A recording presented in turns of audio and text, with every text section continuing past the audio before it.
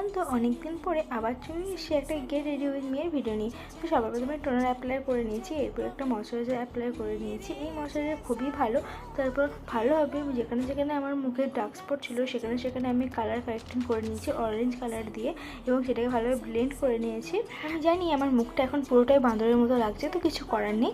যাই হোক, এরপর একটা ফাউন্ডেশন অ্যাপ্লাই করে নিয়েছি। তো এখানে আমি ফিটফিট ফাউন্ডেশন অ্যাপ্লাই করেছি এবং সেটাকেও ভালোভাবে ব্লেন্ড করে নিয়েছি। তারপর লুজ পাউডার দিয়ে সেট করে নিয়েছি। আর খুব একটা মেকআপ সেখানে করিনি, একদম হালকার উপর মেকআপ করেছিলাম। তারপরে ভালোভাবে লিপস্টিক, কাজল, মাস্কারা, ব্রুটা ওখানে সেট করে নিয়েছি।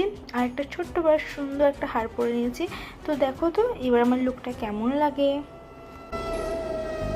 যা যা